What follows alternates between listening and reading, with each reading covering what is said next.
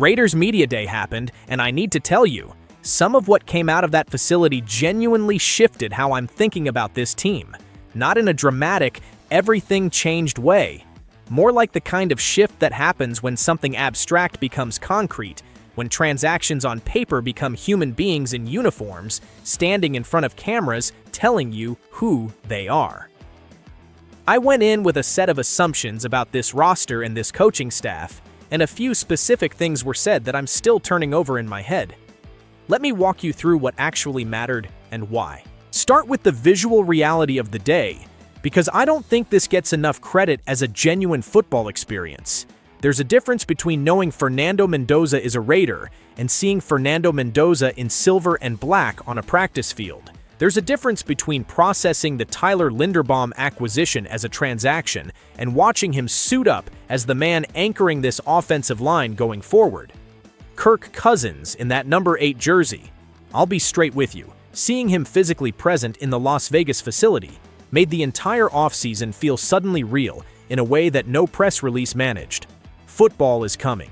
The roster Spytek and Kubiak have been constructing is taking physical form, and something about watching it assemble in real time, face by face, jersey by jersey, makes the abstract vision of what this franchise is trying to become feel like an actual thing rather than an organizational concept. Then there was Nakobe Dean. And I want to stay here for a moment because his presence at Media Day carried more weight than a standard roster check-in. There had been genuine concern surrounding Dean going into this offseason. Missed practices, availability questions, a real uncertainty about whether he was going to be a functional piece of what this defense is building under a new system. And then he showed up, jersey number 17, visible in the background of the live stream while Jeremy Chin was talking, just present, quietly there. And I felt something genuinely relax watching that, because this linebacker core needs him as an actual contributor, not a depth piece, not a developmental project, a real player helping establish an identity defensively in year one of a new scheme. His presence wasn't loud, it didn't generate a quote worth clipping, but it was a signal, and I read it clearly. And then there's number 98, Maxx Crosby, still a Raider, still in silver and black, and if you've been following this offseason at all, you understand exactly why those 4 words carry more freight this year than they would in any normal offseason context. This is a man who spent 3 days as a Baltimore Raven.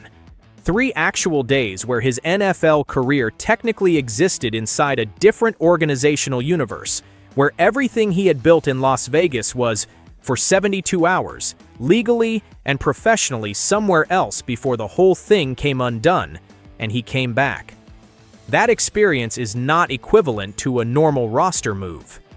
That is the kind of thing that tests a person at a level most professional athletes never encounter, that forces a reckoning with questions about loyalty and value and the fundamental fragility of everything you've built in this league. Crosby was at Media Day in that 98 jersey, and I'm going to get to what he actually said because it deserves real attention, not a quick summary.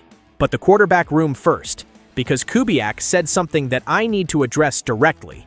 The prevailing read on this competition heading into the offseason, mine included at various points, was that this was fundamentally a 2-man race between Mendoza and Cousins, with Aidan O'Connell serving as a professional backup who keeps the room honest without genuinely threatening the top of the depth chart. That was the consensus. Kubiak just complicated it at Media Day. He said, explicitly and without hedging, that nobody should count O'Connell out. He called him a professional. He said O'Connell has had a phenomenal offseason and is actively pushing both Cousins and Mendoza for real. And then he said something I'm not going to paraphrase because the precision of it matters. If they played a game tomorrow, he'd take any one of the 3 quarterbacks. Any of them. Now, I'm not naive about Media Day coach speak.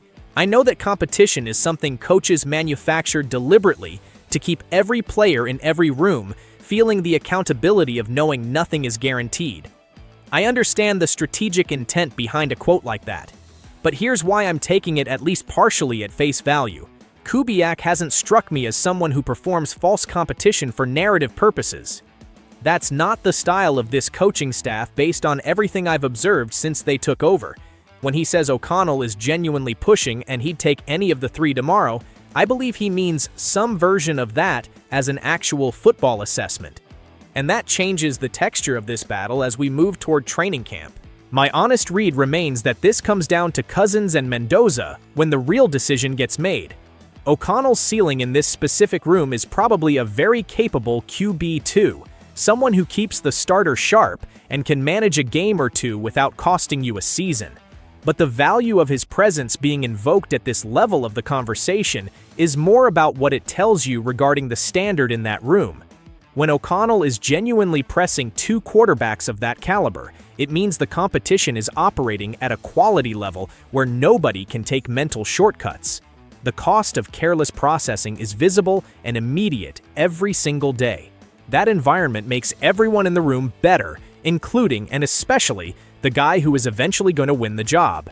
Kubiak also said something at Media Day that didn't generate the reaction the quarterback stuff did, but that I think reveals something important about the philosophy running through this entire organization. He talked about the Raiders logo, specifically about why players haven't been wearing the full decal yet this offseason and what it means that they haven't.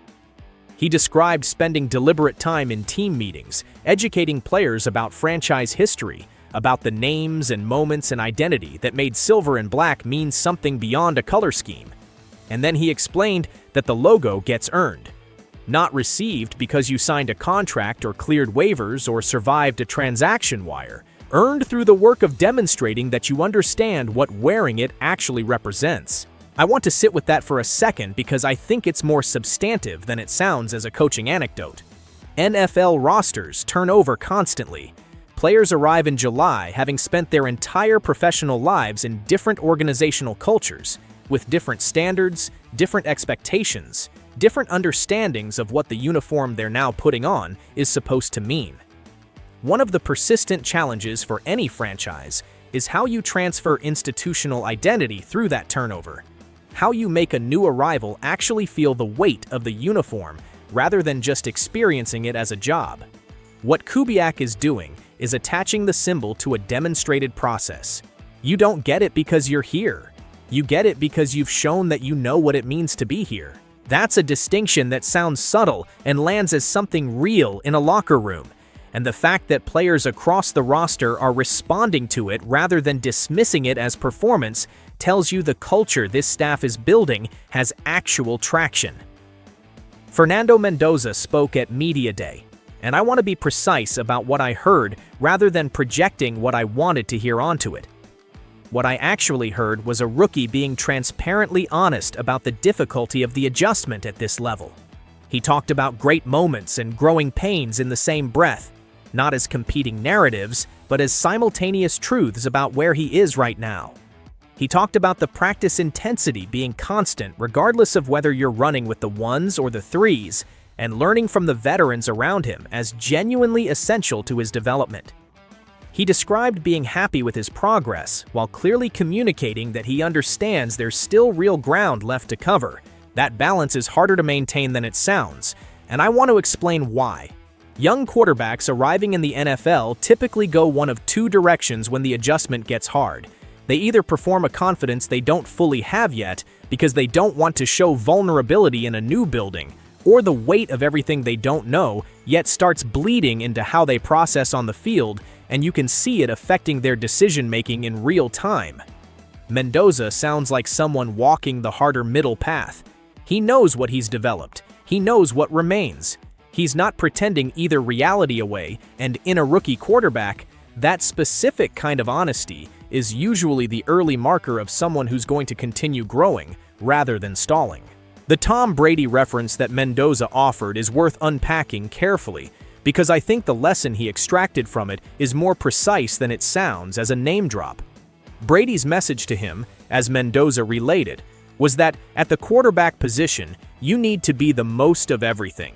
The most competitive, the most mentally tough, the most physically committed, the most consistent in demonstrating who you are through behavior before you've actually earned the authority to lead people.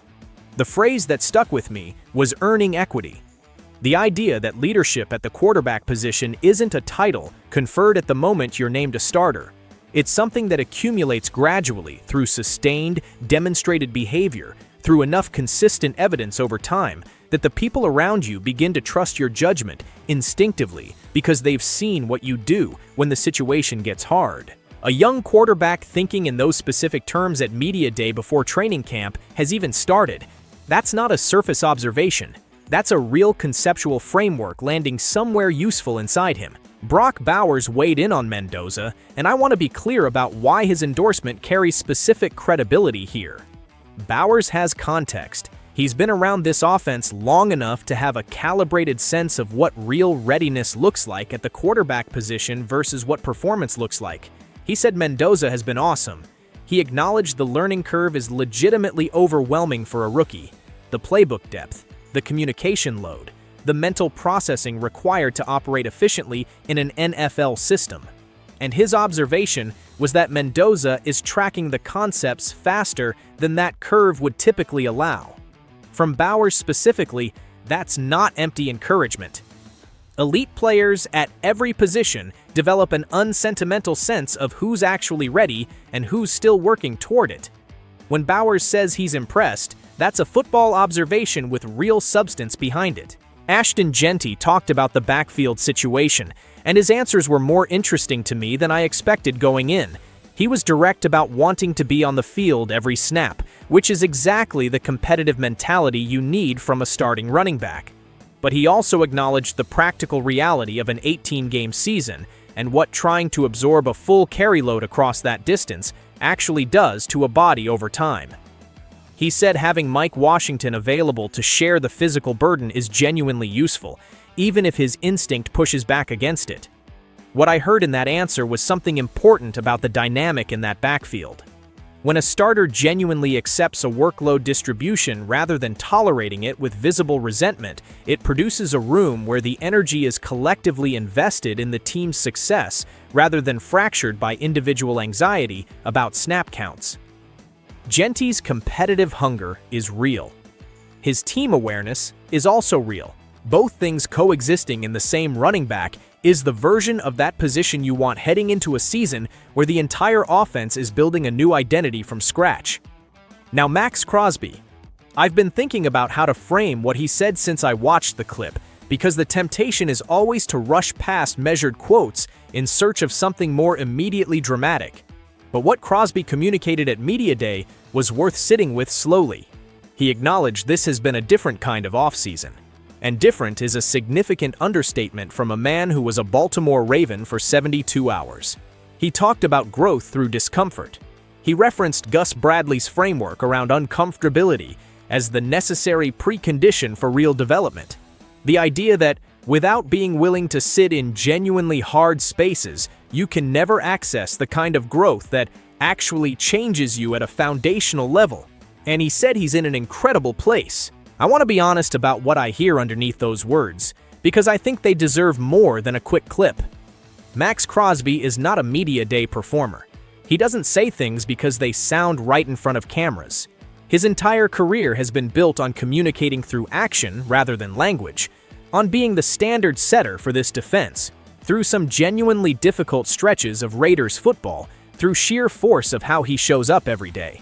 And this man just went through an offseason that had the real potential to damage him. His confidence, his relationship with this organization, his clarity about what he means to this team and what this team means to him.